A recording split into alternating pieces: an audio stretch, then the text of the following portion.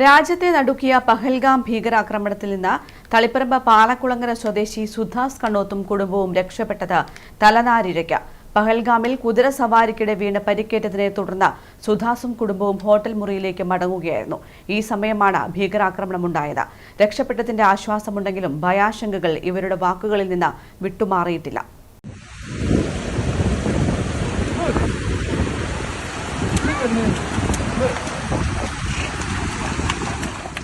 പഹൽഗാമിൽ കുതിര സവാരിക്കിടെയുണ്ടായ അപകടമാണ് തന്റെ ജീവൻ രക്ഷിച്ചതെന്ന് തളിപ്പറമ്പിലെ ആധാരമെഴുത്തുകാരനും മോട്ടിവേഷണൽ ട്രെയിനറുമായ സുധാസ് കണ്ണോത്ത് പറയുന്നു.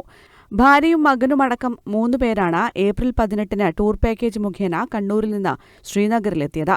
സുധാസും കുടുംബവും 3 ദിവസം അവിടെ സഞ്ചരിച്ച് സ്ഥലങ്ങൾ കണ്ട ശേഷമാണ് 21-ന് പഹൽഗാമിൽ എത്തുന്നത്. അവിടെ ഹോട്ടലിൽ താമസിച്ച ശേഷം 22-ന് ഡ്രൈവറുടെയും ടൂർ ഗൈഡിന്റെയും നിർദ്ദേശപ്രകാരം 11:30-ന് കുതിരസവാരിക്ക് പോവുകയായിരുന്നു. 7 കിലോമീറ്ററുകളോളം ചെങ്കല്ലും കരിങ്കല്ലും ചെളിയും നിറഞ്ഞ വഴിയിലൂടെ കുതിരപ്പുറത്തുകൂടിയുള്ള യാത്ര സുധാസിന് പൂർത്തീകരിക്കാനോ സുന്ദരമായ താഴ്വര ആസ്വദിക്കാനോ കഴിഞ്ഞില്ല.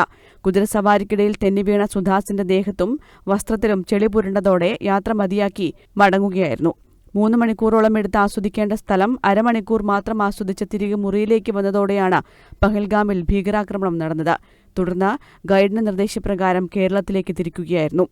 വീഴലും ദേഹമാസകലം ഡ്രസ്സ് മുഴുവൻ ചളിയും ഈ കുതിരച്ചാണ അടങ്ങിയ വൃത്തിയായിട്ട ഈ ചളി ദേഹം മുഴുവൻ പറ്റിയതുകൊണ്ട് വൃത്തിയാക്കാനില്ല. അത് ആദ്യം വെള്ളമെടുത്ത് വൃത്തിയാക്കാനുള്ള ഒരു ശ്രമമായിരുന്നു.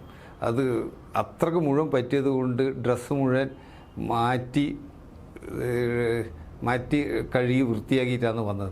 പക്ഷേ മാറ്റിയില്ല ടീഷർട്ടും എല്ലാം നനഞ്ഞതുകൊണ്ടും ആകെ ഒരു മൂഡ് ഔട്ട് ആയതുകൊണ്ടും 2-3 മണിക്കൂർ സമയത്തെങ്കിലും ആസ്വദിച്ച് ചെലവഴിക്കേണ്ട ആ ഒരു സ്ഥലം വെറും അരമണിക്കൂർ കൊണ്ട് നമ്മൾ ചായയും കുടിച്ച് തിരിച്ചു വരികയും ചെയ്തത്.